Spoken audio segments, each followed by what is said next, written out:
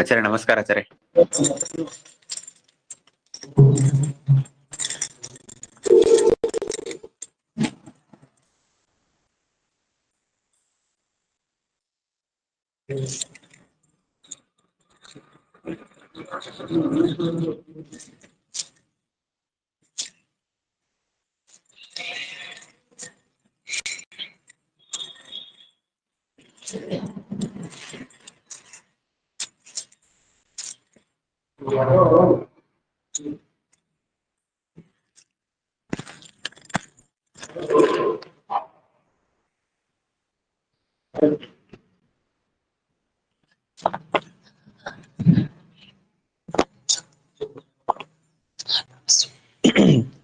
ಶುರು ಮಾಡೋಣ. ಆಚಾರ್ಯ ಮಾಡೋಣ ಆಚಾರ್ಯ. ಎನ್ ಆರ್ ರಾವ್ ಅಂದ್ರೆ ಯಾರದು? ನಾನೇ ಆಚಾರ್ಯ, ಶ್ರೀಹರಿ ಅಣ್ಣ. Okay okay okay. ಶ್ರೀ ಗುರುಭ್ಯೋ ನಮಃ. ಪರಮಗುರುಭ್ಯೋ ನಮಃ. ಶ್ರೀಮದಾನಂದ ತೀರ್ಥ ಭಗವತ್ಪಾದಾಚಾರ್ಯ ಗುರುಭ್ಯೋ ನಮಃ. ಹರಿ ಓಂ. ಪುಣ್ಯ ಚರಣಾಂಭೋಜ ಯುಗಲಂ ಕಮಲಾಪತೇಃ ಪ್ರಮಾಣ ಪದ್ಧತಿಂ ಕುರ್ಮೋ ಬಾಲಾನಾಂ ಬೋಧ ಸಿದ್ಧಯೇ ಅಭ್ರಮಂ ಗ್ರಹೀತಂ ಮಧುರಂ ವಿಮಲಂ ಸದಾ ಆನಂದತೀರ್ಥಮಧುರಂ ಭಜೇತಾಪತ್ರಯಾಪಹಂ ಸ್ತ್ರೀಪದೇಸ್ಯ ಗಂಭೀರೆ ವಾಕ್ಯೆ ಮಾನೇರ ಖಂಡಿತೈ ಗುರುಭಾವಮಿಂದೇಯಂತೆ ಭಾತಿಶ್ರೀತಿ ತೀರ್ಥವಾಕ್ ಅಸ್ಮದ್ಗುರುಸ್ಮಾರಂಭಾಂ ಟೀಕಾಕೃತ್ಪಾದಮಧ್ಯಗಾಂ ಶ್ರೀಮದಾಚಾರ್ಯ ಪರ್ಯಂತಾಂ ವಂದೇ ಗುರುಪರಂಪರಾಂ ವಿದ್ಯಾಪೀಠ ವಿಧಾತಾರಂ ವಿದ್ಯಾವಾರಿಚಂದ್ರಂ ವಿದ್ಯಾರ್ಥಿವತ್ಸಲಂ ವಂದೇ ಮಹಾಮಹಿಮ ಸದ್ಗುರುಂ ಆಪಾದಮೌಲಿಪರ್ಯಂತಂ ಗುರುಣಾಮಾಕೃತಿಂ ಸ್ಮರೇತ್ತೇನ ವಿಘ್ನಾಃ ಪ್ರಣಶ್ಯಂತಿ ಸಿದ್ಧ್ಯಂತಿ ಚ ಮನೋರಥಾಃ. ಶ್ರೀ ಗುರುಭ್ಯೋ ನಮಃ. ಹರಿ ಓಂ. ಈಗ ಎಲ್ಲಿಂದ ಶುರು ಮಾಡ್ಬೇಕು? ಮೇ ವಿಷಯಕಾರಿತ್ವ ಅದಾಗಿದೆ ಅಲ್ವಾ?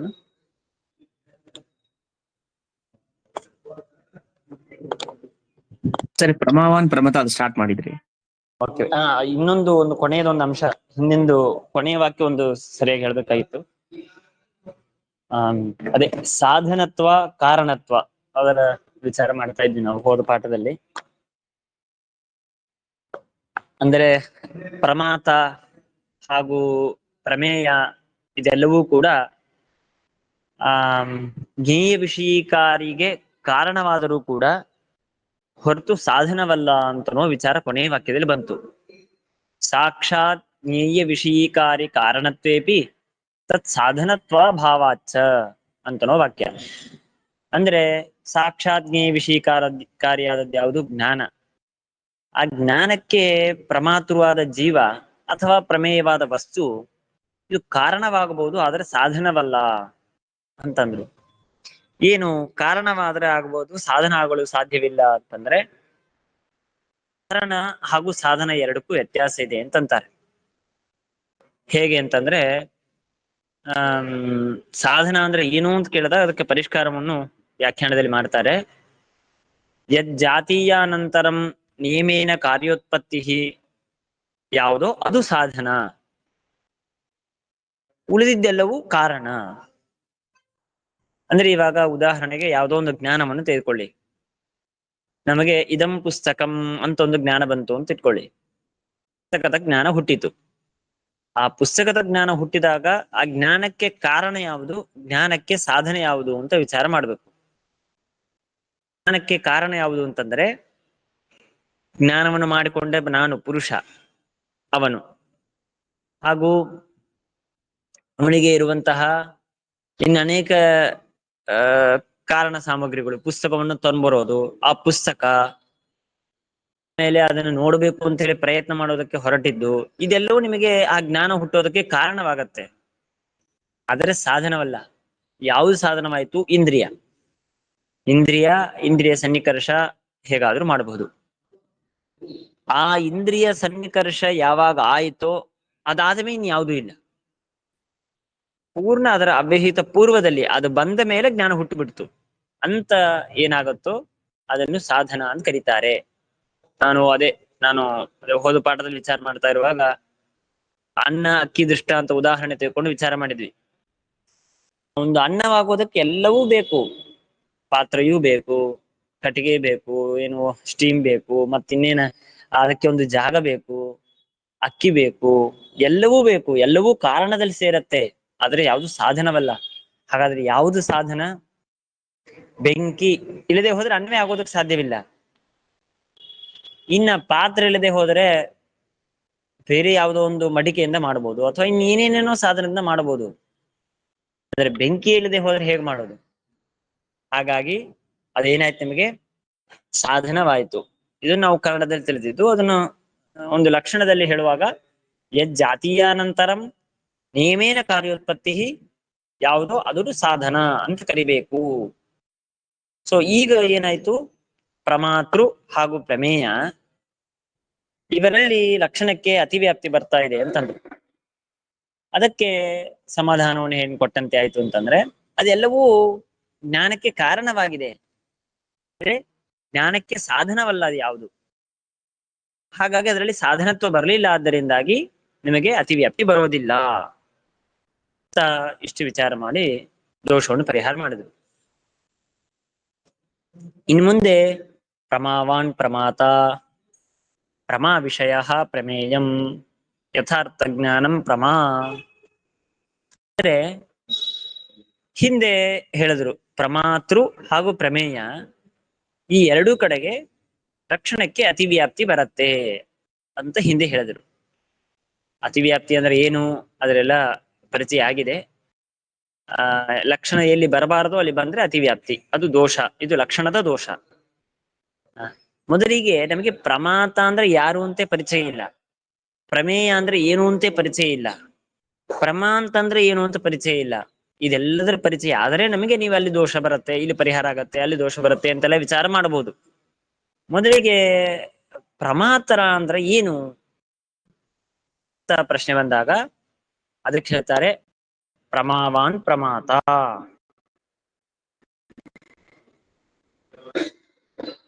ಪ್ರಮಾವಾನ್ ಪ್ರಮಾತ. ಪ್ರಮಾವಾನ್ ಪ್ರಮಾತ ಅಂತಂದ್ರೆ ಏನು ಅಂತನೋ ಶಬ್ದಕ್ಕೆ ಇಲ್ಲೇ ಮುಂದಿನ ವಾಕ್ಯದಲ್ಲಿ ವಿಚಾರ ಮಾಡುವಂತೆ ಯಥಾರ್ಥ ಜ್ಞಾನಂ ಪ್ರಮಾ. ಯಥಾರ್ಥ ಜ್ಞಾನವನ್ನು ಯಾರು ಪಡಿತಾರೋ ಪ್ರಮಾವಾನ್. ಪ್ರಮಾವಾನ್ ಅಂತಂದ್ರೆ ಪ್ರಮಾ ಅಂತಂದ್ರೆ ಜ್ಞಾನ, ಯಥಾರ್ಥ ಜ್ಞಾನ, ಅದಕ್ಕೆ ಅಧಿಕರಣ. ಆ ಪ್ರಮಾ ಯಥಾರ್ಥ ಜ್ಞಾನವನ್ನು ಪಡೆದವರು. ಈಗ ನಾನು ಯಥಾರ್ಥ ಜ್ಞಾನವನ್ನು ಪಡೆದರೆ ನಾನು ಪ್ರಮಾತ, ಒಬ್ಬರು ಯಾರು ಯಥಾರ್ಥ ಜ್ಞಾನವನ್ನು ಪಡೆದರೆ ಅವರು ಪ್ರಮಾತ. ಹೀಗೆ ಯಾರು ಯಥಾರ್ಥ ಜ್ಞಾನವನ್ನು ಪಡಿತಾರೋ ಅವರು ಪ್ರಮಾತ. ಹಾಗೆ ಅಯಥಾರ್ಥ ಜ್ಞಾನವನ್ನು ಯಾರು ಪಡಿತಾರೋ ಅವರು ಅಪ್ರಮಾತ್ರ. ಅಪ್ರಮ ಅಂದ್ರೆ ಅಯಥಾರ್ಥ ಜ್ಞಾನ, ಆ ಯಥಾರ್ಥ ಜ್ಞಾನವನ್ನು ಪಡೆದಿದ್ದಾರೆ, ಆದ್ರಿಂದ ಅವರು ಅಪ್ರಮಾತೃಗಳು. ಯಥಾರ್ಥ ಜ್ಞಾನವನ್ನು ಪಡೆದವರು ಪ್ರಮಾತೃಗಳು. ಇದನ್ನು ವಾಕ್ಯ ರೂಪದಲ್ಲಿ ಹೇಳಿದ್ದಾರೆ. ಇದನ್ನೇ ನಾವು ಲಕ್ಷಣದ ರೂಪವಾಗಿ ಹೇಳ್ಬೋದು. ಅವತ್ ನಾನು ಹೇಳಿದೆಲ್ವಾ, ಒಂದು ಧರ್ಮವನ್ನು ಹೇಳಿಕೊಡುವಾಗ ತ್ವ ಅಂತನೋ ಶಬ್ದವನ್ನು ಹೇಳ್ಬೇಕು. ಲಕ್ಷಣ ಅಂತಂದ ಮೇಲೆ ಇದೊಂದು ಧರ್ಮ. ಅವಾಗ ಇದೇ ವಾಕ್ಯದಲ್ಲಿ ನಾವು ಲಕ್ಷಣವಾಗಿ ಹೇಳಬೇಕು ಅಂತಂದ್ರೆ ಏನ್ ಹೇಳ್ಬೇಕು ಅಂತಂದ್ರೆ ಪ್ರಮಾವತ್ವಂ ಪ್ರಮಾತ್ರೋಹೋ ಲಕ್ಷಣ. ಪ್ರಮಾವತ್ವಂ ಪ್ರಮಾವನ್ನು ಪಡೆದಿದ್ದು, ಆ ಧರ್ಮವನ್ನು ಪಡೆದಿದ್ಯಾವುದು ಅದು ಪ್ರಮಾತ. ಆಮೇಲೆ ಪ್ರಮೇಯ ಅಂತಂದ್ರೆ ಪ್ರಮಾ ವಿಷಯ ಪ್ರಮೇಯಂ. ಪ್ರಮಾ ವಿಷಯತ್ವ ಇದು ಲಕ್ಷಣ. ಅಂದ್ರೆ ಪ್ರಮಾ ಅಂದ್ರೆ ಯಥಾರ್ಥ ಜ್ಞಾನ, ಯಾವುದು ಯಥಾರ್ಥ ಜ್ಞಾನದಲ್ಲಿ ವಿಷಯವೋ ಅದು ಪ್ರಮೇಯ. ಈಗ ನಮಗೆ ಏನೋ ಒಂದು ಯಥಾರ್ಥ ಜ್ಞಾನ ಬಂತು, ಇದಂ ಪುಸ್ತಕಂ ಅಂತ ಜ್ಞಾನ ಬಂತು ಅಂತ ಇಟ್ಕೊಳ್ಳಿ. ಅಲ್ಲಿ ಪ್ರಮೇಯ ಯಾವುದು ಅಂತ ವಿಚಾರ ಮಾಡಿದ್ರೆ ಆ ಜ್ಞಾನದಲ್ಲಿ ಯಾವುದು ವಿಷಯವೋ ಅದು ಪ್ರಮೇಯ. ಜ್ಞಾನದಲ್ಲಿ ಯಾವುದು ವಿಷಯವಾಗಿದೆ, ಪುಸ್ತಕ ಇದು ವಿಷಯವಾಗಿದೆ, ಸೊ ಪುಸ್ತಕ ಇದು ಪ್ರಮೇಯ. ಹಾಗಾಗಿ ಇನ್ನ ಇಲ್ಲಿ ಎಲ್ಲಾ ಕಡೆಗೆ ಪ್ರಮಾ ಪ್ರಮಾ ಪ್ರಮಾ ಅಂತ ಇದ್ವಿ. ಆ ಪ್ರಮಾ ಅಂದ್ರೆ ಏನು? ಯಥಾರ್ಥ ಜ್ಞಾನಂ ಪ್ರಮಾ. ಹಿಂದೆ ಹೇಳಿದ್ದಕ್ಕೂ ಇಲ್ಲಿ ಹೇಳಿದ್ದಕ್ಕೂ ವ್ಯತ್ಯಾಸ ಇದೆ. ಹಿಂದೆ ಹೇಳಿದ್ದು ಪ್ರಮಾಣ ಅಂದ್ರೆ ಏನು ಅಂತ ಪ್ರಶ್ನೆ ಮಾಡಿದಾಗ ಯಥಾರ್ಥ ಜ್ಞಾನಂ ಪ್ರಮಾಣಂ ಅಂತ ಹೇಳಿ ಹೇಳಿದ್ವಿ. ಈಗ ಅದನ್ನೇ ಪ್ರಮಾ ಅಂತಂದ್ರೆ ಏನು ಅಂತ ಪ್ರಶ್ನೆ ಬಂತು. ಆ ಪ್ರಮಾ ಶಬ್ದಕ್ಕೆ ಅರ್ಥವನ್ನು ಹೇಳುವಾಗ ಯಥಾರ್ಥ ಜ್ಞಾನಂ ಪ್ರಮಾ ಅಂತ ಪ್ರಮಾದ ಲಕ್ಷಣವನ್ನು ಹೇಳಿದ್ರು. ಹಾಗಾಗಿ ಇದರ ಜ್ಞಾನವ ಆಡ್ಕೊಂಡ ಮೇಲೆ ನಮಗೆ ಹಿಂದಿನ ವಿಚಾರದಲ್ಲಿ ನಾವು ಬಂದಾಗ ಪ್ರಮಾಣದ ಲಕ್ಷಣಕ್ಕೆ ಪ್ರಮಾತೃ ಹಾಗೂ ಪ್ರಮೇಯ ಇದರಲ್ಲಿ ಅತಿವ್ಯಾಪ್ತಿ, ಅದರ ಪರಿಹಾರ ಅಂತೆಲ್ಲ ನಾವು ಹಿಂದೆ ಸಾಧನ ಅಂತ ಹೇಳಿ ಪರಿಹಾರ ಮಾಡಿದ್ದೇವೆ ಅಂತನ್ನೋದು ಸ್ಪಷ್ಟವಾಗತ್ತೆ ಅಂತನೋ ಕಾರಣಕ್ಕೆ ಅದನ್ನ ಹೇಳಿದ್ದಾರೆ. ಇನ್ನ ನೀವು ಯಾಕೆ ಯಥಾರ್ಥ ಜ್ಞಾನಂ ಪ್ರಮಾ ಅಂತ ಹೇಳ್ತೀರಿ? ಜ್ಞಾನಂ ಪ್ರಮಾ ಅಂತ ಇಷ್ಟೇ ಹೇಳ್ಬೋದಲ್ವಾ? ಅಲ್ಲಿ ಯಥಾರ್ಥ ಅಂತ ಅನ್ನೋ ಶಬ್ದವನ್ನು ಯಾಕೆ ಸೇರಿಸ್ಬೇಕು ಅಂದ್ರೆ ಅದಕ್ಕೆ ಹೇಳ್ತಾರೆ, ಒಂದು ವೇಳೆ ಯಥಾರ್ಥ ಜ್ಞಾನಂ ಅಂತ ಹೇಳದೇನೆ ಜ್ಞಾನಂ ಅಂತ ಇಷ್ಟೇ ಹೇಳಿಬಿಟ್ರೆ ಆಗ ಏನಾಗತ್ತೆ ಅಂತಂದ್ರೆ ಸಂಶಯ ವಿಪರ್ಯಯ ತತ್ ಸಾಧನಾನಾಂ ನಿರಾಸಃ. ಏನು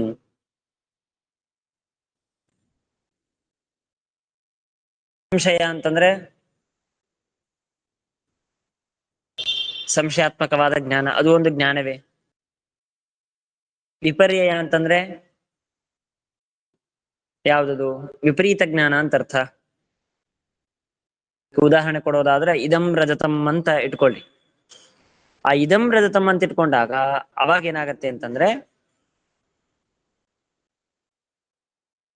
ವಿಪರೀತ ಜ್ಞಾನದು, ಅದು ಕೂಡ ಒಂದು ಜ್ಞಾನವಾಗಿದೆ. ಹಾಗಾಗಿ ಯಥಾರ್ಥ ಜ್ಞಾನಂ ಅಂತನೋ ಕಡೆಗೆ ಕೇವಲ ಯಥಾರ್ಥ ಅಂತ ಹೇಳದೇನೆ ಜ್ಞಾನಂ ಅಂತ ಇಷ್ಟೇ ಹೇಳ್ಬಿಟ್ರೆ ಆಗೇನಾಗತ್ತೆ ಅಂತಂದ್ರೆ ಸಂಶಯ ಹಾಗೂ ವಿಪರ್ಯಯ ಈ ಎರಡೂ ಜ್ಞಾನದಲ್ಲಿ ಅತಿವ್ಯಾಪ್ತಿ ಬಂತು. ಅದನ್ನು ಪರಿಹಾರ ಮಾಡುವುದಕ್ಕಾಗಿ ನಾವೇನ್ ಮಾಡ್ಬೇಕು ಅಂದ್ರೆ ಕೇವಲ ಜ್ಞಾನಂ ಇಷ್ಟೇ ಹೇಳಬಾರದು, ಯಥಾರ್ಥ ಜ್ಞಾನಂ ಅಂತ ಹೇಳಬೇಕು. ಇವಾಗ ಯಥಾರ್ಥ ಜ್ಞಾನಂ ಅಂತ ಹೇಳಿದಾಗ ಪರಿಹಾರ ಹೇಗೆ ಅಂತಂದ್ರೆ ಅದು ಜ್ಞಾನವಾಗಿದ್ರೂ ಕೂಡ ಯಥಾರ್ಥ ಜ್ಞಾನವಲ್ಲ. ಅದು ಸಂಶಯಕ್ಕೆ ಇನ್ನೊಂದು ಹೆಸರಿಂದ ಕರೀತಾರೆ, ಡೌಲಾಯಮಾನ ಅಂತಂತಾರೆ. ಡೌಲಾಯಮಾನ ಅಂದ್ರೆ ಅಭಿಪ್ರಾಯ ಇಷ್ಟೇ, ಇದೋ ಅದೋ ಅಂತ ನಮಗೆ ಪ್ರತೀತಿ ಬರುತ್ತೆ. ಇದೆ ಅಥವಾ ನಿಶ್ಚಯಾತ್ಮಕವಾಗಿ ಬರಲ್ಲ. ಹಾಗಾಗಿ ಅದನ್ನು ಸಂಶಯ ಡೋಲಾಯಮಾನಂ ಜ್ಞಾನಂ. ಮುಂದೆ ಆ ಸಂಶಯ ಅಂದ್ರೆ ಏನು, ಸಂಶಯದ್ದು ಹೀಗೆ ಇನ್ನೊಂದು ಮುಂದಿನ ಒಂದು 2-3 ಪಾಠದಲ್ಲಿ ಬಂದ್ಬಿಡುತ್ತೆ. ಒಟ್ಟಾರೆ ನಮ್ಮ ಮತದ ಪ್ರಕಾರ ಸಂಶಯದ ವ್ಯವಸ್ಥೆ ಏನು, ಯಾವ ಯಾವ ಮತದಲ್ಲಿ ಸಂಶಯ ಅಂದ್ರೆ ಏನ್ ಹೇಳ್ತಾರೆ ಅದೆಲ್ಲವನ್ನು ವಿಚಾರ ಮಾಡ್ತಾರೆ. ಹಾಗಾಗಿ ಅಲ್ಲಿ ಯಥಾರ್ಥ, ಯಾಕೆಂದ್ರೆ ಯಥಾರ್ಥ ಅಂತ ಶಬ್ದಕ್ಕೆ ಅರ್ಥ ಏನು ಅಂತ ನಾವು ಹಿಂದೆ ವಿಚಾರ ಮಾಡಿದ್ದೇವೆ. ಯಥಾವಸ್ಥಿತ ಜ್ಞೇಯ ವಿಷಯೀಕಾರಿ ಅಂತ ಯಥಾರ್ಥ ಜ್ಞಾನ ಅಂತ ಶಬ್ದಕ್ಕೆ ನಾವು ಅರ್ಥವನ್ನು ಮಾಡಿದ್ದೇವೆ. ಹಾಗಾಗಿ ಎರಡನ್ನೂ ಜೋಡಿಸಿ ನಾವು ಯಥಾವಸ್ಥಿತ ಜ್ಞೇಯ ವಿಷಯೀಕಾರಿ ಅಂತ ಇಷ್ಟು ಮಾಡಿದಾಗ ಸಂಶಯದಲ್ಲೇ ಆಗ್ಲಿ ವಿಪರೀತ ಜ್ಞಾನದಲ್ಲೇ ಆಗ್ಲಿ ಬಂದ ದೋಷ ಅತಿವ್ಯಾಪ್ತಿ ಪರಿಹಾರವಾಗತ್ತೆ. ಅದರ ಜೊತೆಗೆ ಇನ್ನೊಂದು ಹೇಳಿದ್ದಾರೆ, ತತ್ ಸಾಧನಾನ ಅಂತ ಹೇಳಿದ್ದಾರೆ. ಅಂದ್ರೆ ತತ್ ಸಾಧನಾನಂ ಅಂತಂದಾಗ ಸಾಧನ ಅಂತನೋ ಶಬ್ದಕ್ಕೆ ಅರ್ಥವೇನು ಅಂದ್ರೆ ಅದಕ್ಕೆ ಸಾಧನ. ಯಾವುದಕ್ಕೆ? ಸುಮ್ನೆ ಇದು ಪ್ರಸಂಗ ಬಂದಿದ್ದಕ್ಕೆ ಹೇಳ್ತಾ ಇದ್ದೇನೆ. ಹೀಗೆ ಎಲ್ಲಿ ನಿಮಗೆ ತತ್ ಸಾಧನ ಅಂತೆಲ್ಲ ಹೇಳ್ತಾರೆ, ಅಲ್ಲಿ ತತ್ ಅಂತನೋ ಶಬ್ದಕ್ಕೆ ಯಾವ್ದನ್ನು ತೆಗೆದುಕೊಳ್ಬೇಕು ಅಂತಂದ್ರೆ ಎಕ್ಸಾಕ್ಟ್ ಅವಿಹಿತ ಪೂರ್ವದಲ್ಲಿ ಯಾವುದನ್ನು ಹೇಳಿರ್ತಾರೆ ಅದನ್ನು ತತ್ ಅಂತನೋ ಶಬ್ದದಿಂದ ಹೇಳ್ಬೇಕು. ಸುಮ್ನೆ ಒಂದು ಎಕ್ಸಾಂಪಲ್ ಕೊಡೋದಾದ್ರೆ ಅತ್ರ ರಾಮಃ ಸೀತಾನ್ವೇಷಣಾಯ ಗತಃ ಅಂತಂದೆ. ಅಂದ್ರೆ ಅರ್ಥವೇನು? ರಾಮನು ಸೀತೆಯನ್ನು ಹುಡುಕೋದಕ್ಕಾಗಿ ಹೋಗಿದ್ದಾನೆ ಅಂತ ನಾನೊಂದು ವಾಕ್ಯವನ್ನು ಹೇಳಿದೆ ಅಂತ ಇಟ್ಕೊಳ್ಳಿ. ಇದು ಸಂಸ್ಕೃತದಲ್ಲಾಗ್ಲಿ ಅಥವಾ ಬೇರೆ ನಮ್ಮ ಕನ್ನಡ ಬೇರೆ ಬೇರೆ ಭಾಷೆಯಲ್ಲೂ ಹೀಗೆ ವ್ಯವಹಾರ ಮಾಡೋದು. ಮೊದಲು ನಾನು ಸಂಸ್ಕೃತದಲ್ಲಿ ಅದನ್ನು ವಿವರಣೆ ಮಾಡಿ ಮತ್ತೆ ನಮ್ಮ ಭಾಷೆಯಲ್ಲಿ ಹೇಳ್ತೇನೆ. ಅತ್ರ ರಾಮಃ ಸೀತಾನ್ವೇಷಣಾಯ ಗತಃ, ಸೀತೆಯನ್ನು ಹುಡುಕೋದಕ್ಕಾಗಿ ಹೋದ. ಆಮೇಲೆ ರಾಮ ಬಂದ ಅಂತ ಹೇಳೋದಕ್ಕೆ ಏನ್ ಹೇಳ್ಬೇಕು ನಾವು? ರಾಮಃ ಆಗತಃ ಅಂತ ಹೇಳ್ಬೇಕು. ಆದ್ರೆ ಬೇಕಾಗಿಲ್ಲ. ಹಾಗಾದ್ರೆ ಏನ್ ಮಾಡ್ಬೇಕು? ಆಗತಃ ಇಷ್ಟೇ ಸಾಕು. ಆಗತಃ ಅಂದ್ರೆ ಅವ ತತ್ ಅಂತನೋ ಶಬ್ದಕ್ಕೆ ಅರ್ಥವೇನು? ರಾಮ ಅಂತ ಅರ್ಥ. ಅಲ್ಲಿ ರಾಮ ಅಂತನೋ ಶಬ್ದವನ್ನು ಪ್ರತ್ಯೇಕವಾಗಿ ಹೇಳಬೇಕಾಗಿಲ್ಲ. ಬಂದ. ನಾವು ಕನ್ನಡದಲ್ಲೂ ಅಷ್ಟೇ ಮಾಡ್ತೇವಲ್ವಾ, ಮೊದಲಿಗೆ ಹೆಸರು ಹೇಳಿರ್ತೇವೆ, ಗೋವಿಂದ ಅವನು ಬಂದಿದ್ದಾನೆ ಅಂತಂದ್ಮೇಲೆ ಇನ್ನೊಂದ್ಸಲ ಹೇಳುವಾಗ ಅವನು ಜೊತೆಗೆ ಬಂದ. ಅವನು ಅಂದ್ರೆ ಅವನು ಅಂತನೋ ಶಬ್ದಕ್ಕೆ ಅರ್ಥ ಏನು? ಗೋವಿಂದ ಅಂತೆ ಅರ್ಥ. ಇದಕ್ಕೆ ಸಂಸ್ಕೃತದಲ್ಲಿ ಸರ್ವನಾಮ ಶಬ್ದ ಅಂತಂತಾರೆ. ಆ ಸರ್ವನಾಮ ಶಬ್ದಕ್ಕೆ ಯಾವುದು ಪೂರ್ವದಲ್ಲಿ ಹೇಳಿರ್ತಾರೋ ಅದನ್ನೇ ಸ್ವೀಕಾರ ಮಾಡಬೇಕು.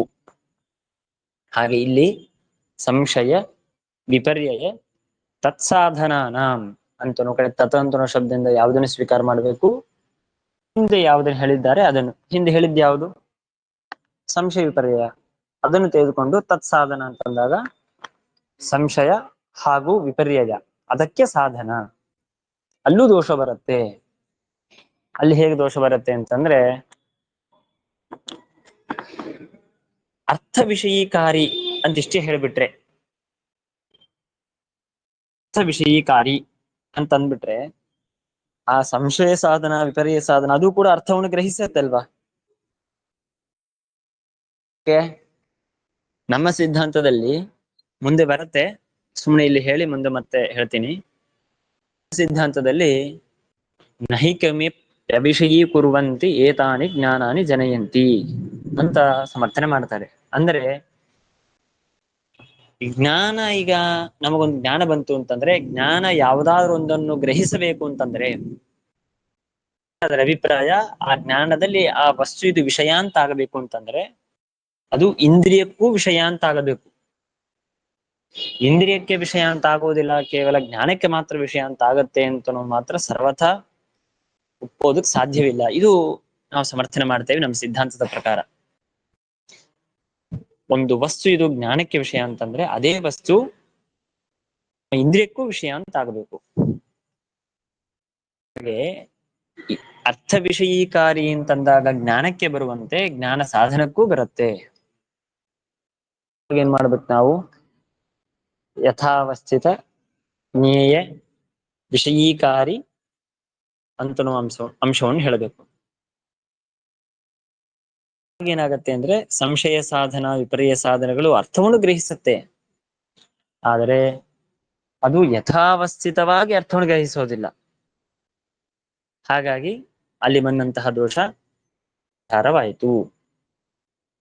ಎರಡನ್ನೂ ಜೋಡಿಸಿಕೊಂಡು ಎರಡೂ ಕೂಡಿಸಿ ನಿಮಗೆ ಒಂದೇ ವಾಕ್ಯದಲ್ಲಿ ಹೇಳಿದ್ರು. ಯಥಾರ್ಥ ಗ್ರಹಣೇನ ಸಂಶಯ ವಿಪರ್ಯಯ ಹಾಗೂ ತತ್ಸಾಧನ ಎರಡೂ ಕಡೆಗೆ ಪರಿಹಾರ ಮಾಡಬೇಕು ಅಂತ ಅನ್ನೋದಕ್ಕಾಗಿ, ಒಂದ್ ಕಡೆ ಪರಿಹಾರ ಮಾಡೋದಕ್ಕಾಗಿ ಯಥಾರ್ಥ ಶಬ್ದ, ಇನ್ನೊಂದ್ ಕಡೆಗೆ ಪರಿಹಾರ ಮಾಡಬೇಕು ಅಂತ ಅನ್ನೋದಕ್ಕಾಗಿ ಜ್ಞಾನ ಅಂತ ಅನ್ನೋ ಶಬ್ದವನ್ನು ಕೊಡಬೇಕು ಅಂತ ಇಷ್ಟ ಅಂದ್ರು. ಅಲ್ಲಿ ನಮಗೆ ಪ್ರಶ್ನೆ ಬಂತು, ಸಂಶಯ ವಿಪರ್ಯಯ ತತ್ಸಾಧನ ಅಂತಂದ್ರಿ, ಮೊದಲು ಸಂಶಯ ಅಂದ್ರೆ ಏನು ಪ್ರಶ್ನೆ ಬಂತು. ಅದಕ್ಕೆ ಹೇಳಿದ್ರು ಅನವಧಾರಣಂ ಜ್ಞಾನಂ ಸಂಶಯ. ಅಂದ್ರೆ ಅನವಧಾರಣಂ ಜ್ಞಾನಂ, ಈ ಅವಧಾರಣ ಅಂದ್ರೆ ಏನು, ಇದನ್ನು ಯಾಕೆ ಸಂಶಯಕ್ಕೆ ವಿಷಯನ ಕೊಟ್ಟಿದ್ದಾರೆ, ಮತ್ತೆ ನಿಮಗೆ ಮುಂದೆ ಇಲ್ಲೇ ಮೂಲದಲ್ಲೇ ಸ್ಪಷ್ಟ ಆಗುತ್ತೆ. ಅನವಧಾರಣವಾದ, ಸುಮ್ಮನೆ ಸಂಕ್ಷೇಪವಾಗಿ ತಿಳಿಬೇಕು ಅಂದ್ರೆ ಅವಧಾರಣ ಅಂದ್ರೆ ನಿಶ್ಚಯ. ಯಾವುದು ನಿಶ್ಚಯಾತ್ಮಕವಾಗುತ್ತೋ ಅದನ್ನು ಅವಧಾರಣ ಅಂತ ಕರೀತಾರೆ. ಅವಧಾರಣ ಅಂದ್ರೆ ಯಾವುದು ನಿಶ್ಚಯ ಭಿನ್ನ, ನಿಶ್ಚಯ ರೂಪವಾಗಿರೋದಿಲ್ಲ, ಅದನ್ನು ಅನವಧಾರಣ ಅಂತ ಕರಿಬೇಕು. ಹಾಗಾಗಿ ಸಂಶಯ ಅಂತ ಅನ್ನೋದು ಒಂದು ಜ್ಞಾನವೇ, ಅಷ್ಟೇ ಅದು ನಿಶ್ಚಯಾತ್ಮಕವಾದ ಜ್ಞಾನ ಅಲ್ಲ. ನಿಶ್ಚಯ ಡೋಲಾಯಮಾನ, ಇದೋ ಅದೋ ಅಂತ ನಾವೇನಂತೇವಲ್ಲ ಅದು ಅನವಧಾರಣ ಅಂತಂತವೆ. ಹಾಗಾಗಿ ಅನವಧಾರಣವಾದಂತಹ ಯಾವ ಜ್ಞಾನ ಇದನ್ನು ಸಂಶಯ ಅಂತ ವ್ಯವಹಾರ ಮಾಡ್ತಾ ಇದ್ದಾರೆ. ಈಗ ಅನವಧಾರಣ ಅಂತ ಅನ್ನೋದನ್ನ ಗ್ರಹಣ ಮಾಡೇಬೇಡಿ, ಸುಮ್ಮನೆ ಜ್ಞಾನಂ ಸಂಶಯ, ಸಂಶಯ ಒಂದು ಜ್ಞಾನವೇ ಅಲ್ವಾ, ಹಾಗಾಗಿ ಜ್ಞಾನಂ ಸಂಶಯ ಅಂತ ಇಷ್ಟೇ ಹೇಳಬಹುದಲ್ಲ ಅಂತ ಮಾಡಿದ್ರೆ ಅವಾಗ ನಮಗೆ ದೋಷ ಬರುತ್ತೆ. ಎಲ್ಲಿ ಅಂದ್ರೆ ಅರ್ಥ ಜ್ಞಾನದಲ್ಲಿ ಹಾಗೂ ವಿಪರೀತ ಜ್ಞಾನದಲ್ಲಿ ಅತಿವ್ಯಾಪ್ತಿ ಬರುತ್ತೆ. ಯಾಕೆ ನೀವು ಯಾವ್ದು ಲಕ್ಷಣ ಹೇಳ್ತಾ ಇದ್ದೀರಿ? ಸಂಶಯದ ಲಕ್ಷಣ ಹೇಳ್ತಾ ಇದ್ದೀರಾ, ಜ್ಞಾನಂ ಸಂಶಯ ಅಂತ. ಆ ಲಕ್ಷಣ ನಿಮಗೆ ಯಥಾರ್ಥ ಜ್ಞಾನದಲ್ಲೂ ಬರುತ್ತೆ, ವಿಪರೀತ ಜ್ಞಾನದಲ್ಲೂ ಬರುತ್ತೆ, ಅದು ಒಂದು ಜ್ಞಾನವೇ ಅಲ್ಲ. ಹಾಗಾಗಿ ಜ್ಞಾನಂ ಸಂಶಯ ಅಂತ ಅನ್ನುವ ಲಕ್ಷಣ ಸಮ್ಯಜ್ಞಾನದಲ್ಲೂ ಜ್ಞಾನಂ ಸಂಶಯ ಅಂತ ಬಾಯಿಂದ ಹೇಳಬಾರ್ದು ನಾವು, ಸುಮ್ಮನೆ ವಾಕ್ಯದಲ್ಲಿ ಇದೆ ಅದು. ನಾವು ಹಿಂದೆ ತಿಳಿದಂತೆ ಧರ್ಮವನ್ನು ಸೇರಿಸ್ಬೇಕಲ್ಲಿ. ಜ್ಞಾನತ್ವಂ ಸಂಶಯಸ್ಯ ಲಕ್ಷಣಂ ಅಂತ ಹೇಳಿದಾಗ ಅದು ಯಥಾರ್ಥ ಜ್ಞಾನದಲ್ಲೂ ಹಾಗೂ ವಿಪರೀತವಾದಂತಹ ಜ್ಞಾನದಲ್ಲೂ ಆ ಲಕ್ಷಣ ಬರ್ತಾ ಇದೆ. ಹಾಗಾಗಿ ಅತಿವ್ಯಾಪ್ತಿ. ಇದನ್ನು ಪರಿಹಾರ ಮಾಡುವುದಕ್ಕಾಗಿ ಅನವಧಾರಣಂ ಜ್ಞಾನಂ ಅಂತ ಹೇಳಬೇಕು. ಅನವಧಾರಣಂ ಜ್ಞಾನಂ ಅಂತಂದಾಗ ಅದೇನಾಗಿದೆ ಅಂತಂದ್ರೆ ಸಮ್ಯಕ್ ಜ್ಞಾನ ಅಂದ್ರೆ ಯಥಾರ್ಥ ಜ್ಞಾನ ಅಂತ ಅರ್ಥ. ಯಥಾರ್ಥ ಜ್ಞಾನವಾಗ್ಲಿ ಅಥವಾ ವಿಪರೀತ ಜ್ಞಾನವಾಗ್ಲಿ ಇದು ಸಮ್ಯಕ್ ಜ್ಞಾನ ಇದು ಅವಧಾರಣ ರೂಪವಾಗಿದೆ. ವಿಪರೀತ ಜ್ಞಾನವು ವಿಪರೀತವಾದ ನಿಶ್ಚಯ. ಹಾಗಾಗಿ ಎರಡೂ ನಿಮಗೆ ನಿಶ್ಚಯಾತ್ಮಕವಾದಂತಹ ಜ್ಞಾನವಾಗಿದೆ ಹೊರತು ಅನವಧಾರಣ ರೂಪವಲ್ಲ, ಅದು ಅವಧಾರಣ ರೂಪವಾಗಿದೆ. ಆದ್ರೂ ಲಕ್ಷಣದಲ್ಲಿ ಅನವಧಾರಣಂ ಜ್ಞಾನಂ ಅಂತ ಹೇಳ್ತಾ ಇದ್ದೇವೆ, ಹಾಗಾಗಿ ಅಲ್ಲಿ ಬಂದಂತಹ ದೋಷವು ಪರಿಹಾರವಾಗತ್ತೆ. ಹಾಗಾದ್ರೆ ಜ್ಞಾನಂ ಅಂತ ಅನ್ನೋದು ಬಿಟ್ಬಿಡಿ, ಕೇವಲ ಅನವಧಾರಣಂ ಸಂಶಯ ಇಷ್ಟೇ ಬಿಡಿ ಸಾಕು. ಜ್ಞಾನ ಶಬ್ದವನ್ನು ಬಿಟ್ಟು ಬಿಟ್ರೆ ಏನ್ ದೋಷ ಬರುತ್ತೆ ಅಂತಂದ್ರೆ ಘಟಾದಿಗಳಲ್ಲಿ ಅತಿವ್ಯಾಪ್ತಿ ಬರುತ್ತೆ. ಘಟಾದಿ ಮೊದಲಾದ ಅನೇಕ ಪದಾರ್ಥಗಳು. ನೀವೇನು ಅನವಧಾರಣ ಅಂತಂದ್ರಿ, ಅನವಧಾರಣ ಶಬ್ದಕ್ಕೆ ಅರ್ಥವೇನು? ನಿಶ್ಚಯ ಭಿನ್ನ ಅಂತ ಅರ್ಥ. ನಿಶ್ಚಯ ಭಿನ್ನ ಅಂತಂದಾಗ ಘಟ ಇದು ನಿಶ್ಚಯವಾದು, ನಿಶ್ಚಯಾತ್ಮಕವಾಗಿದೆ, ಅದು ಅದೇನು ಜ್ಞಾನವಾದು? ಘಟದ ಜ್ಞಾನ ಬರುತ್ತೆ, ಘಟ ಇದು ಜ್ಞಾನ ಅಲ್ಲ. ಹಾಗಾಗಿ ಘಟದಲ್ಲಿ ಏನ್ ಬಂತು? ಅನವಧಾರಣತ್ವಂ ಅಂತ ಬಂತು. ಹಾಗಾಗಿ ಅತಿವ್ಯಾಪ್ತಿ. ಅದನ್ನು ಪರಿಹಾರ ಮಾಡೋದಕ್ಕಾಗಿ ಕೇವಲ ಅನವಧಾರಣಂ ಅಂತ ಇಷ್ಟೇ ಹೇಳಿದ್ರೆ ನಡೆಯೋದಿಲ್ಲ, ಅನವಧಾರಣಂ ಜ್ಞಾನಂ ಅಂತ ಹೇಳಬೇಕು. ಅನವಧಾರಣಂ ಜ್ಞಾನಂ ಅಂತಂದಾಗ ಘಟ ಇದು ಅನವಧಾರಣ ರೂಪವಾಗಿದ್ದರೂ ಕೂಡ, ಅಂದ್ರೆ ನಿಶ್ಚಯ ಭಿನ್ನ ಅಂತ ಹೇಳಿ ಅನವಧಾರಣ ಅಂತ ಅದನ್ನು ಕರಿಬಹುದಾಗಿದ್ರು ಕೂಡ ಅದು ಜ್ಞಾನವಲ್ಲ. ನಾವು ಲಕ್ಷಣದಲ್ಲಿ ಅನವಧಾರಣಂ ಜ್ಞಾನಂ ಅಂತಂತ ಇದ್ದೇವೆ. ಆ ಜ್ಞಾನಂ ಅಂತ ಅಂಶ ಅದರಲ್ಲಿ ಬರೋದಿಲ್ಲ, ಆದ್ದರಿಂದಾಗಿ ಅಲ್ಲಿ ದೋಷ ಬರೋದಿಲ್ಲ. ಹಾಗಾಗಿ ಸಂಶಯ ಅಂದ್ರೆ ಏನು? ಅನವಧಾರಣಂ ಜ್ಞಾನಂ. ಮೊದಲಿಂದ ನಾವು ಲಕ್ಷಣ ಮಾಡ್ತಾ ಬರ್ತಾ ಇದ್ದೇವೆ.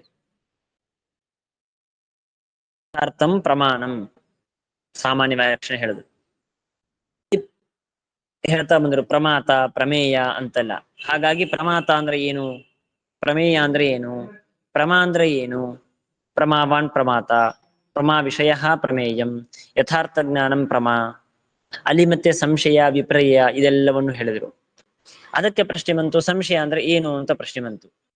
ಅದಕ್ಕಾಗಿ ಈಗ ಅನವಧಾರಣಂ ಜ್ಞಾನಂ ಅಂದ್ರೆ ಅವಧಾರಣ ಭಿನ್ನವಾದ ಯಾವುದಿದೆಯೋ ಅಂತಹ ಜ್ಞಾನವನ್ನು ಸಂಶಯ ಅಂತ ಕರಿಬೇಕು ಅಂತ ಹೀಗೆ ಸಂಶಯ ಲಕ್ಷಣವನ್ನು ಹೇಳಿದರು. ಆಯ್ತಲ್ಲ? ಈಗ ಇನ್ನು ಮುಂದೆ ಆ ಸಂಶಯ ಲಕ್ಷಣವನ್ನು ಹೇಳಿದ ಮೇಲೆ ಆ ಸಂಶಯಕ್ಕೆ ಕಾರಣ ಯಾವುದು ಅಂತ ವಿಚಾರ ಮಾಡಬೇಕು. ಯಾವುದು ಸಂಶಯ ಕಾರಣ? ಕೆಲವರು ಹೇಳ್ತಾರೆ 5 ವಿಧವಾದ ಸಂಶಯಕ್ಕೆ ಕಾರಣಗಳು ಅಂತ ಕೆಲವರು ಹೇಳ್ತಾರೆ. ಅದು ಹೇಗೆ ಕಾರಣ? ಅದರಲ್ಲಿ ಯಾವ ಅಂಶವನ್ನು ನಾವು ಒಪ್ಪಬೇಕು, ಯಾವುದನ್ನು ಒಪ್ಪಬಾರದು, ಉಳಿದಿದರ ಖಂಡನೆಯನ್ನು ಯಾವ ರೀತಿಯಾಗಿ ಮಾಡಬೇಕು, ಅದನ್ನು ಮುಂದಿನ ವಿಷಯದಲ್ಲಿ ಮಾಡ್ತಾರೆ. ತಸ್ಯ ನಿರ್ಣಾಯಕಾಭಾವ ಸಹಕೃತಾಃ ಸಾಧಾರಣ ಧರ್ಮ ಅಸಾಧಾರಣ ಧರ್ಮ ವಿಪ್ರತಿಪತ್ತಿ ಉಪಲಬ್ಧಿ ಅನುಪಲಬ್ಧಯಃ ಪಂಚಕಾರಣಾನಿ ಇತಿ ಕೇಚಿದಾಹುಹು. ವಿವರಣೆಯನ್ನು ಮತ್ತೆ ನಾನು ನಾಳೆ ಮಾಡ್ತೇನೆ. ಈಗ ಸಂಕ್ಷೇಪವಾಗಿ ಯಾವುದನ್ನು ಅವರು ಕಾರಣ ಅಂತ ಹೇಳಿದ್ದಾರೆ ಅಂತ ಅನ್ನೋದು ಮಾತ್ರ ಈಗ ಹೇಳ್ತೇನೆ. ನಿರ್ಣಾಯಕ ತಸ್ಯ ಅಂತ ಅನ್ನೋ ಶಬ್ದಕ್ಕೆ ಸಂಶಯಸ್ಯ ಅಂತರ್ಥ. ಸಂಶಯಕ್ಕೆ 5 ಕಾರಣ ಅಂತ ಕೆಲವರು. ಯಾವ್ದು 5? ಈ 5 ಕಡೆಗೆ ಇದನ್ನು ಸೇರಿಸ್ಬೇಕು. ನಿರ್ಣಾಯಕ ಭಾವ ಸಹಕೃತಾಹ, ನಿರ್ಣಾಯಕ ಭಾವ ಸಹಕೃತಾಹ ಅಂತ ಅನ್ನೋದನ್ನು, ಅಂದ್ರೆ ಉದಾಹರಣೆಗೆ ಮೊದಲನೆಯದ್ದು ಸಾಧಾರಣ ಧರ್ಮ. ಸಾಧಾರಣ ಧರ್ಮ ಅಂದ್ರೆ ಸಾಧಾರಣ ಧರ್ಮ ಅಂತ ಇಷ್ಟೇ ಅರ್ಥ ಇಲ್ಲ, ಅದ್ರ ಜೊತೆಗೆ ನಾವು ನಿರ್ಣಾಯಕ ಭಾವ ಸಹಕೃತವಾದ ಸಾಧಾರಣ ಧರ್ಮ. ಆಮೇಲೆ ಎರಡನೆಯದ್ದು ಅಸಾಧಾರಣ ಧರ್ಮ. ಅಸಾಧಾರಣ ಧರ್ಮ ಅಂದ್ರೆ ಬರೀ ಅಷ್ಟೇ ಅಲ್ಲ, ನಿರ್ಣಾಯಕ ಭಾವ ಸಹಕೃತವಾದ ಅಸಾಧಾರಣ ಧರ್ಮ, ಇದು ಎರಡನೇದ್ದು. ಮೂರನೇದ್ದು ವಿಪ್ರತಿಪತ್ತಿ. ವಿಪ್ರತಿಪತ್ತಿ ಅಲ್ಲೂ ಮತ್ತೆ ಸೇರಿಸ್ಬೇಕು, ನಿರ್ಣಾಯಕ ಭಾವ ಸಹಕೃತವಾದ ವಿಪ್ರತಿಪತ್ತಿ. ಆ ಶಬ್ದಕ್ಕೆಲ್ಲ ಅರ್ಥ ವಿಚಾರ ಮಾಡ್ಬೇಕು ನಾವು. ಬರೀ ನಾನು ಯಾವ್ದ್ಯಾವ್ದು 5 ಅಂತ ಅನ್ನೋದನ್ನ ಮಾತ್ರ ಹೇಳ್ತಾ ಇದ್ದೇನೆ. ಆಮೇಲೆ ಉಪಲಬ್ಧಿ. ಉಪಲಬ್ಧಿ ಅಂತಂದ್ರೆ ನಿರ್ಣಾಯಕ ಭಾವ ಸಹಕೃತವಾದಂತಹ ಉಪಲಬ್ಧಿ, ಇದೊಂದು ಕಾರಣ. ಕೊನೆಯದು ಅನುಪಲಬ್ಧಿ. ಅನುಪಲಬ್ಧಿಯು ಮತ್ತೆ ನಿಮಗೆ ನಿರ್ಣಾಯಕ ಭಾವ ಸಹಕೃತವಾದಂತಹ ಅನುಪಲಬ್ಧಿ ಎಂಬುದಾಗಿ ಪಂಚ ಕಾರಣಾನಿ, 5 ವಿಧವಾದಂತಹ ಸಂಶಯಕ್ಕೆ ಕಾರಣಗಳು ಅಂತ ಕೇಚಿತ್ ಆಹುಹು ಕೆಲವರು ಹೇಳ್ತಾರೆ. ಅದರಲ್ಲಿ ಒಂದೊಂದಕ್ಕೆ ಒಂದೊಂದು ಉದಾಹರಣೆ ಕೊಡ್ತಾ ಮುಂದೆ ಬರ್ತಾರೆ. ತದ್ಯಥಾ ಅಂತ ಇಟ್ಕೊಂಡು ಸಾಧಾರಣ ಧರ್ಮದಿಂದ ಹುಟ್ಟುವ ಸಂಶಯಕ್ಕೆ ಉದಾಹರಣೆ ಏನು, ಅಸಾಧಾರಣ ಧರ್ಮದಿಂದ ಹುಟ್ಟುವ ಸಂಶಯಕ್ಕೆ ಉದಾಹರಣೆ ಏನು, ವಿಪ್ರತಿಪತ್ತಿಯಿಂದ ಹುಟ್ಟುವ ಸಂಶಯ, ಉಪಲಬ್ಧಿಯಿಂದ ಹುಟ್ಟುವ ಸಂಶಯ, ಅನುಪಲಬ್ಧಿಯಿಂದ ಹುಟ್ಟುವ ಸಂಶಯ, ಹೀಗೆ 5 ತರಹದ ಕಾರಣಗಳಿಂದಾಗಿ ಸಂಶಯ ರೂಪವಾದಂತಹ ಜ್ಞಾನ ಅಂತ ಅನ್ನೋದು ಹುಟ್ಟತ್ತೆ ಅಂತ ಇಟ್ಟುಕೊಂಡು ಕೆಲವು ಪೂರ್ವ ಪಕ್ಷಿಗಳು ಸಂಶಯಕ್ಕೆ 5 ವಿಧವಾದಂತಹ ಕಾರಣ ಅಂತ ಸಮರ್ಥನೆ ಮಾಡ್ತಾರೆ. ಆದ್ರೆ ನಮ್ಮ ಸಿದ್ಧಾಂತದ ಪ್ರಕಾರ ನಾವು ಏನ್ ಮಾಡ್ತೇವೆ ಅಂತಂದ್ರೆ, ಸಂಶಯಕ್ಕೆ ಕಾರಣ ಒಂದೇ, ಸಾಧಾರಣ ಧರ್ಮ. ಆ ಸಾಧಾರಣ ಧರ್ಮದಲ್ಲೇನೆ ಉಳಿದಿದ್ದನ್ನು ಅಂತರ್ಭಾವ ಮಾಡಿಬಿಡ್ತೇವೆ. ಹಾಗಾಗಿ ನಮ್ಮಲ್ಲಿ ಇಷ್ಟು ಅನೇಕ ಕಾರಣಗಳನ್ನು ಕಲ್ಪನೆ ಮಾಡುವ ಅವಶ್ಯಕತೆ ಇಲ್ಲ. ಅದನ್ನು ಹೇಗೆ ನಾವು ಸೇರಿಸಬೇಕು ಅನ್ನೋದನ್ನು ಮುಂದೆ ವಿಚಾರ ಮಾಡ್ತಾರೆ ಇಲ್ಲಿ. ಈಗ ಈ ಪುಟದಲ್ಲಿ ಯಾವ 5 ಕಾರಣವನ್ನು ಹೇಳಿದ್ರಲ್ಲ, ಮೊದಲನೇ ಕಾರಣದಿಂದಾಗಿ ಸಾಧಾರಣ ಧರ್ಮದಿಂದಾಗಿ ಸಂಶಯ ಬರುತ್ತೆ ಹೇಗೆ, ಅದನ್ನು ಸ್ಥಾನು ಪುರುಷಯೋಹೋ ಅಂತ ಪ್ರಾರಂಭ ಮಾಡ್ತಾರೆ. ಆಯ್ತಲ್ಲ, ಹೀಗೆ ಮೊದಲಿಂದ ಪ್ರಾರಂಭವಾಗಿ ಈಗ ಸಂಶಯದವರೆಗೆ ಬರ್ತಾ ಇದ್ದಾರೆ.